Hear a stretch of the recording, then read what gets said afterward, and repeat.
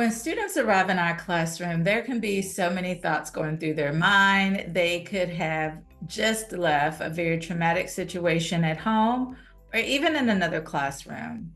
What strategies can we use to fully engage our students in the learning cycle? Kolb's experiential learning theory says that we start with that hands-on experience, the feeling component of the learning process, also known as the concrete experience, and that students move through the cycle, the 4 phases actually, of the learning process in order for learning to actually happen. Now, his work also says that we can enter and exit at different steps of the process, but we have to go through all 4 phases in order for learning to happen. Welcome back, everybody, to Dr. Sellars Educate, where our mission is to support all nurse educators to achieve excellence and to pass the CNE, CNE Novice, and CNE clinical exams. If this is the first time you're joining us, welcome. We're happy that you have found us, or you may be listening to us on our podcast, which is Dr. Sellars Educate as well. Or if you're returning, we're delighted that you're back also. The first step, every time you tune into a snapshot, is to print out that study worksheet. This is going to help you stay focused as you think about what your next steps are going to be, or you could simply just want to take some time to reflect on what your progress has been so far.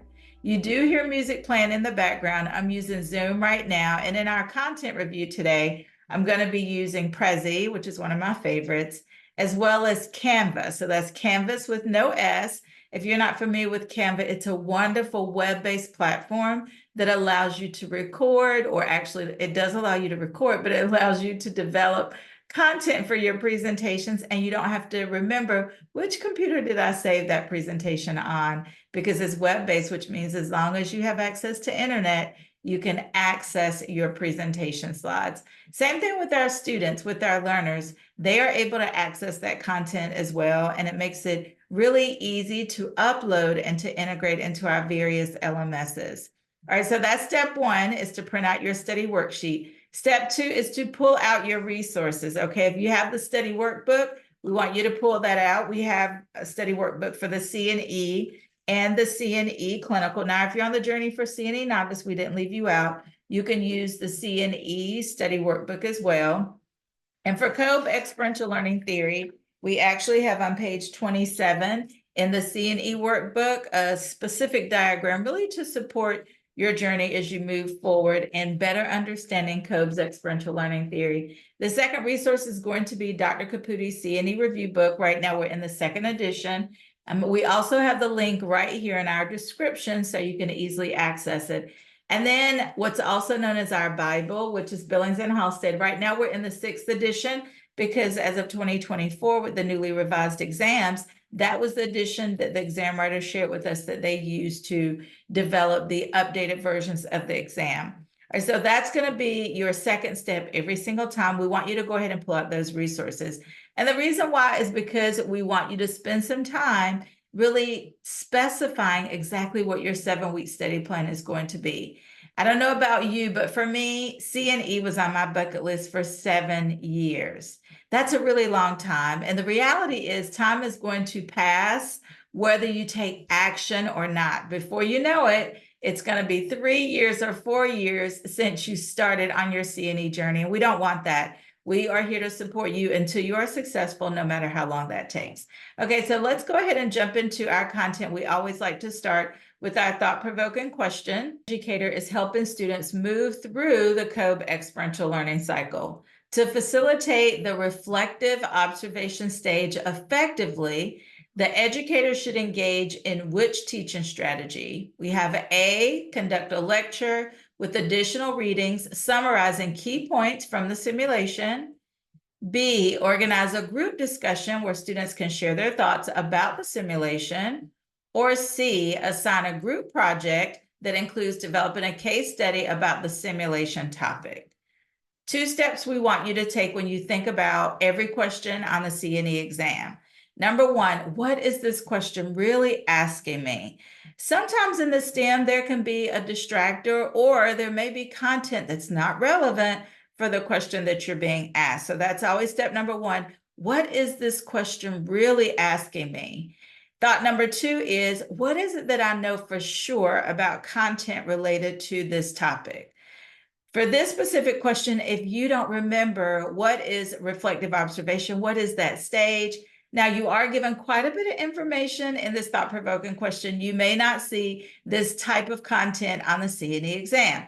However, it is a thought-provoking question for a reason. We want you to think about concepts related to this question. Here's the good news. You're not going to see these questions on the C&E exam. We do not write questions for NLN or their exams. That would be a conflict of interest. But what we do want you to think about are what are the terms associated with Kolb Experiential Learning Theory. So go ahead and write down on your study worksheet what the correct option is. And I also want you to think about your why. So why is it that you're choosing one answer over another? When we think about exam analysis, we know that there's a strategy that we should follow to develop evidence-based questions. And there should be 3 distractors, or at least depending on the format of your question. I know with all of the different type of in-class questions now, that's a little bit gray, but there should be incorrect options and 1 correct option, or 2, depending on the format of your question. And you want to make sure that you are developing distractors or incorrect options that are effective. What does that mean? We want to attract a student who is not knowledgeable about the content. We want to attract them to the distractor, okay? And we want all of our distractors or incorrect options to be chosen. Well, just like that's the process we follow with exam analysis, is the same process we follow for our thought-provoking question, okay? So hopefully that gave you a little bit of extra time to choose what you think is the best option. And now we're going to transition over to Prezi, and when to focus on Kolb's learning style. Previous snapshots, you can go back and take a look at the entire playlist as we are digging deep into the 4 learning styles and the 4 phases associated with Kolb. We talked about concrete experience versus reflective observation, also known as CE versus RO. We've also explored AE, or active experimentation, versus CE, which is concrete experience. Think about concrete experience being our true north. That's where we start with the feeling, as we mentioned earlier, having that tangible, that tactile experience where it's hands-on. We've had a chance to actually attempt to put in the IV or attempt to place the Foley. And then we move through the 4 phases based on our experiences. In this snapshot, we're focusing on RO, or reflective observation, compared to AC, which is abstract conceptualization. This is Prezi. This is the format we're using. The reason why we like Prezi is because it's very engaging. It can take a little bit more time to develop the content, but it's so worth it because students are going to be more engaged. Also encourage you to introduce Prezi to your students, because this is a great way also for them to engage in using different technologies to present information. All right, so we're talking about how do we unlock, how do we partner with our students to ensure that we are creating high impact active learning strategies with them. Well, with reflective observation, we know that first of all, we have in this picture a group of students, right? So think about the fact that they've had that concrete experience, even though we know they can enter and exit at different phases, but students have already had this concrete experience. So now they are actually watching for reflective observation. They may be watching others, they may be watching the faculty member that is explaining what's going on. In this picture, you can see that there's lots of reflective observation happening, right? There's lots of watching that's happening. We can assume that the gentleman in the white coat and the glasses, he's demonstrating perhaps an anatomy session related to what's going on with this body part or where it's located. And then you have, even with this, assumingly a student with the glasses, you can see that she's watching intently, right? They all are, but you can see that she even has her glasses to her face. She seems to be in deep thought. She's thinking about probably what he's explaining to them and how it's relevant to her. One thing we know about the learning styles is that they are very diverse. With our students, we see on average 30% are visual learners. That means they thrive looking at diagrams, looking at charts. So when we're using Prezi, we know that our visual learners are very in tune when we're using any type of presentation format. And then we have our auditory learners, roughly about 25% of our general population.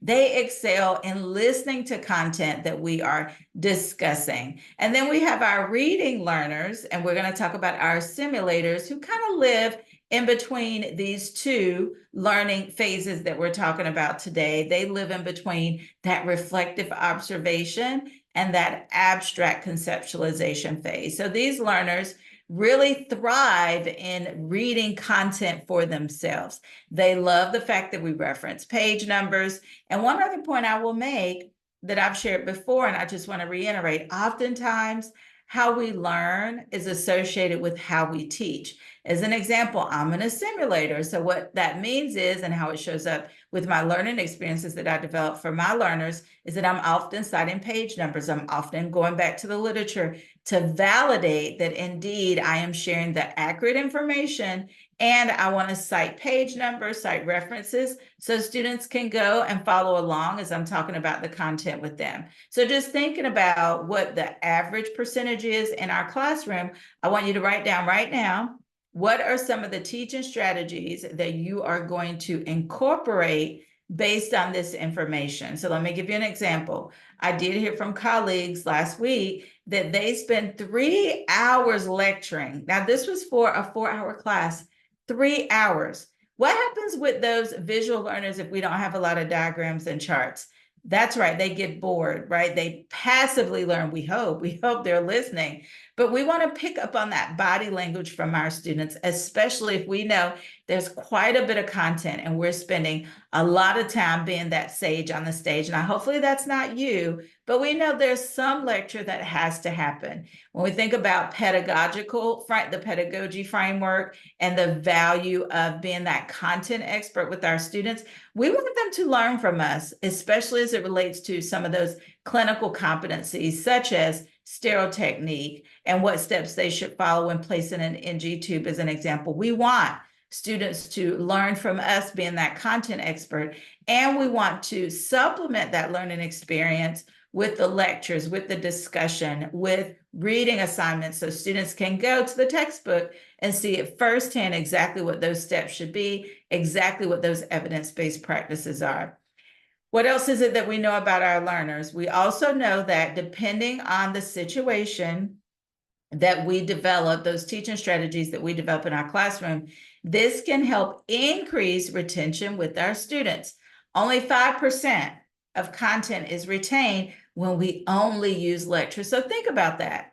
Think about how many students we lose when we only engage in a lecture that has no visuals, that doesn't have any video, doesn't have any interaction throughout the time that we are sharing with them, right? So it can get pretty monotonous to them, and that does not promote active learning and really partnering that we want to happen with our students. All right, so I'm going to take a break from the screen share for a little bit and just connect with you all a little bit more. I know that it can be a lot for our snapshots, even though they tend to be around 10 to 15 minutes. I know it can be a lot to sit and look at the screen for a while. So this is what I want you to do. I want you to go ahead and stand up. Yes, stand up in the middle of this snapshot and take a stretch break. We know that it can be a barrier to learning when we have to sit and focus, especially on a screen, right, where we have limited interaction. We want you to stay plugged in. We want you to stay connected to this content. And the best way to do that is to redirect our energy pathways. That's why we have music. That's why we come on and off screen, because we want to be able to increase engagement. All right, so this is what I want you to do on that study worksheet. Go ahead right now and write down one way, now that you've stood up and stretched, now we can sit back down. I want you to write down one interactive strategy that you're going to try that you've never tried before. Poll Everywhere is one great example. Perhaps Prezi is another example. I've heard from a colleague just today that she was engaging in using Prezi, and she asked me if I remember when we shared for the first time how we use Prezi for our content, and I absolutely remember the first time. You know what I remember most?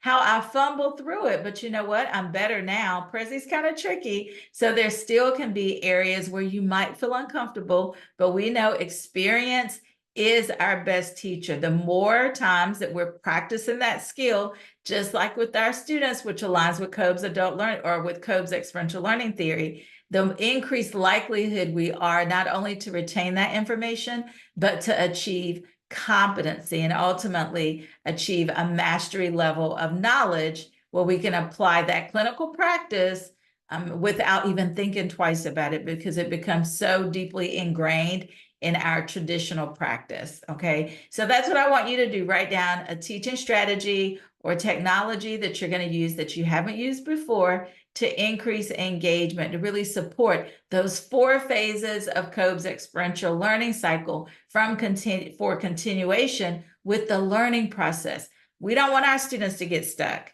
And that's what can happen with Kolb's experiential learning theory. All right, so you've taken your stretch break, and now we're ready to go back to our content. Conceptualization is the next area we want to focus on. So remember, in this snapshot, we're comparing reflective observation, which is also associated with watching, compared to active conceptualization, which is associated with thinking. So our assimilator, which we're going to talk about next, really is a combination of the two. That's what happens in between these 2 phases, as Kolb describes it. So with our concrete experience, students have had that hands-on experience, and then they transition to reflective observation where they're watching, right? They can watch their peers, they can watch us as clinical faculty, or they could be watching the actual clinician taking care of that patient, okay? And then that next phase is going to be active conceptualization. This is the ability for our learners to think about what they've experienced, that firsthand, CE, concrete experience, what they've watched through reflective observation, and now they're thinking about it. They're putting all of these puzzle pieces together, which we're not going to spoil it, because in our next snapshot, we'll be talking about the last phases and comparison and the comparison between the 2. So these are our assimilators. These are our learners. Again, I'm an assimilator. I like to think and watch. So they live in between the watching phase and the thinking phase, and we want them to keep moving through that cycle. So what are some of those teaching strategies that we're going to use to support our simulators with moving forward? Yes, we want to honor the fact that this is their preferred learning style, but we want to bring in those teaching strategies, be clear about alignment between those strategies that are going to help our students move through. With our reflective observation phase of learning, we want to encourage students to think about what was it that they learned, what was it that they're still not clear about. So what are those muddy points? Thinking about the image, right? We had the teacher, the faculty member that was showing students the anatomy of the abdomen, right? They were pointing to the stomach. So we want to encourage students to really think about, what are they watching? Why is it important? What meaning are they walking away with after they've watched, after they've had a chance to observe whatever that clinical experience was? And then the abstract conceptualization phase, this is where we're teaching theoretical concepts or practices. Students may be thinking about, what was it that we taught them in class as it relates to the anatomy of the abdomen? Where is that stomach position? What other organs are around the stomach, as an example, or the small intestines? So students are thinking about the theoretical aspects and principles, and that is how they're literally connecting the dots between that concrete experience, so that hands-on, that feeling experience.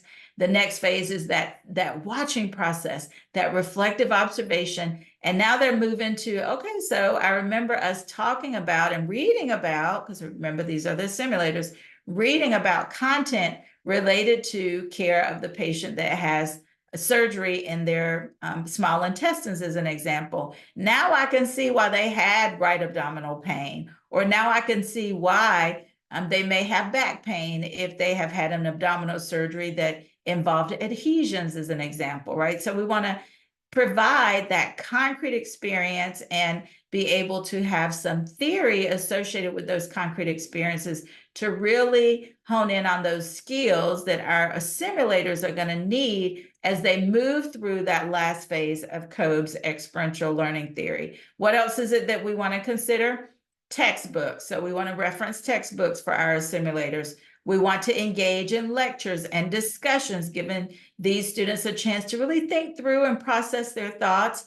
Giving them time to write down their questions is a great strategy because maybe they can't think of them top of mind, or asking them as a ticket to class to bring in 3 questions that they have related to content that we have covered in class. These are all ways to all different types of strategies we can use to actively engage our simulators that live in between usually that reflective observation phase and, you guessed it, that abstract conceptualization phase. And that's what I want you to do right now is go ahead and draw the circle. In the previous snapshot, we did that together. So flip over that study worksheet. I want you to draw a circle. I want you to divide your pie into 4 sections.